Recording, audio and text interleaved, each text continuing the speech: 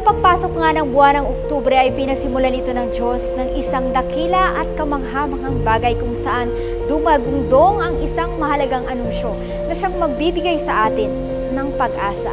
Kasama nga natin ngayon ang iba't ibang mga media and personnel from different TV networks and radio stations at ang mga kaganapan mula dito ay atin nga masasaksihan.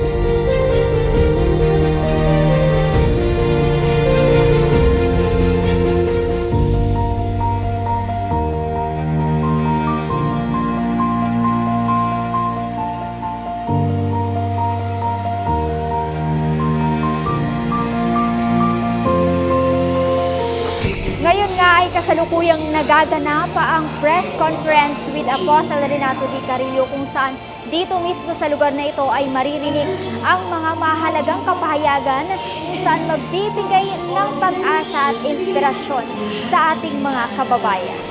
So, ang team nating anniversary ay The Season of Christ Miracles.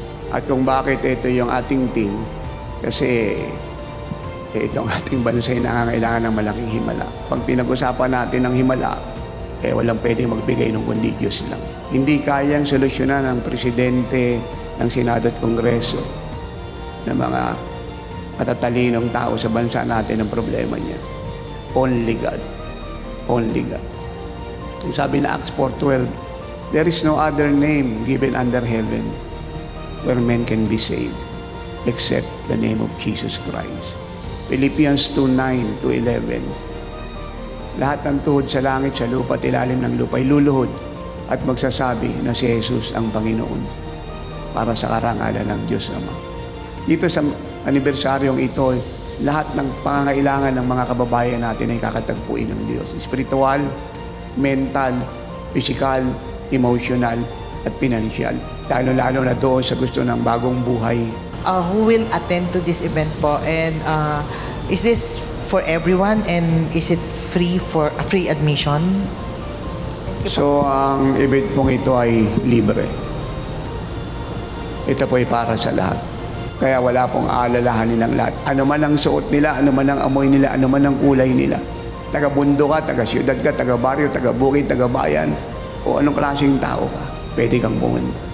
Tatanggapin ka, papaupuin ka. Makakasama mo kaming lahat.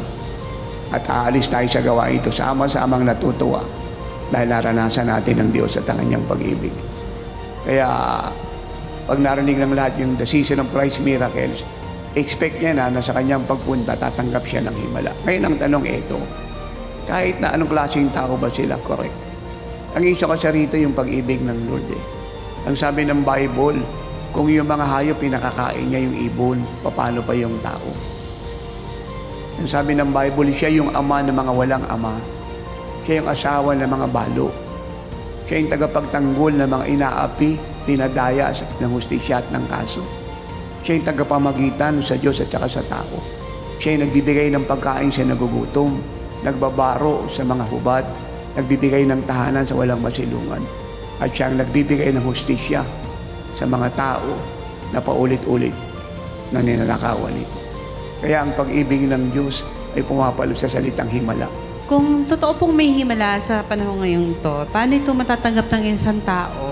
Lalo na ang mga Pilipino ay mayroong iba't ibang paniniwala at pananampalataya po. A very good question. Buti na tanong mo. At ang sasagot ay yung Panginoong Jesucristo. Babasahin ko ang sabi niya. In Matthew 11:20. Ito ang sabi niya. Come to me, all you who labor and are heavy laden, and I will give you rest. Ito lang ang kailangan gawin ng lahat. Pumunta sa Panginoon. Napakasimple. Hindi sarili yun. Hindi sa akin. Sa Panginoon. Very specific ang word niya. Hindi niya sinabing come to them, come to others, come to those who you know. Sabi niya, come to me. Yun lang ang kailangan. Hindi napakahirap na kondisyon.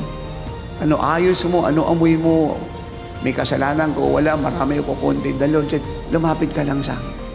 Tatanggapin kita. Hindi kita itataboy. Hindi kita iisnabin. Just come to me.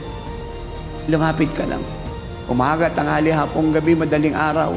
Sa panahong gipit ka, wala kang masulingan, wala kang matakbuhan, agaw buhay ka, naghihirap ka, just come to me.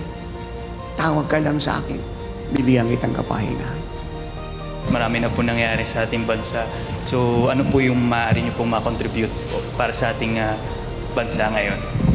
Tali, ala ko sa usapan sa buong mundo ngayon, kundi Pilipinas.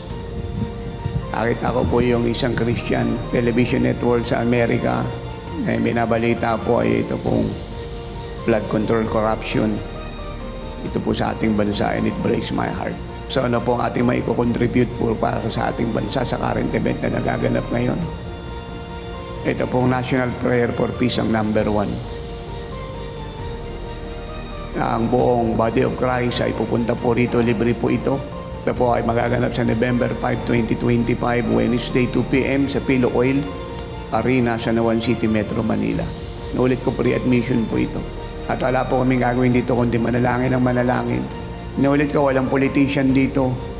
Wala pong artista, walang negosyante, walang kilalang tao na mag-aalok ng negosyo at kung ano pa pong mga usapin na para sa kanilang kapakanan. Nakagamitin lamang po ang event na ito. Ito po ay mga taong ang nais lang po ay manalangin. Walang aakusahan, walang huhusgahan, mananalangin. Ito pong ating National Prayer for Peace. It's all about prayer.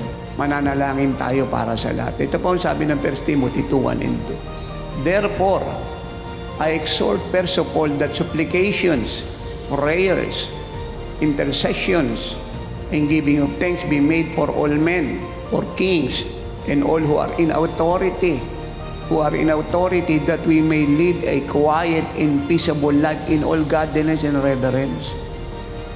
So pag tayo po ay nananalangin, magbibigay ang Diyos ng kapayapaan. Uulitin ko po ang 1 Timothy 2:1 and 2. Therefore, I exhort first of all, that supplications, prayers, intercessions, and giving of thanks be made for all men, for kings and all who are in authority, that we may lead a quiet and peaceable life in all godliness and reverence. So ito po ang sagot ng Diyos. Pag tayo po ay nanalangin, He will give us a quiet, peaceable life in all godliness and reverence. Gagawa po siya ng pagpapayapa sa ating bansa. Kaya ito po ang isa sa pinakamagandang contribution gagawin po ng ministry ito at ang lahat po ng kasama rito sa dadating na November 5, mananalangin. Bakit ho kapayapaan, yun pong pinakasentro ng prayer gathering na inyo pong inoorganisa at isasagawa ho? Bakit kapayapaan? May sobra na ang gulo ng ating bayan. Umaga, tanghali, hapon, madaling araw, Lunes hanggang Linggo, puro balita, puro gulo, puro away.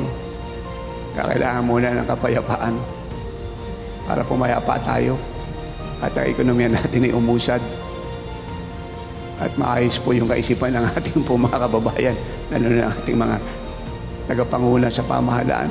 Kung may kaguluhan, dapat palitan ng kapayapaan at ang pananalangin ng solusyon para makagalaw ang Diyos. And the moment this country put their faith in God, and then God will take over the affair of this nation. At ang plan niya sa Pilipinas, tumatagal niya ng plano, ay mangyayari at magaganap. Kailangan ng church, tumatayo tayo. Minamahal natin bansa natin. Sino pa yung una magmamahal sa bansa natin? Di tayo.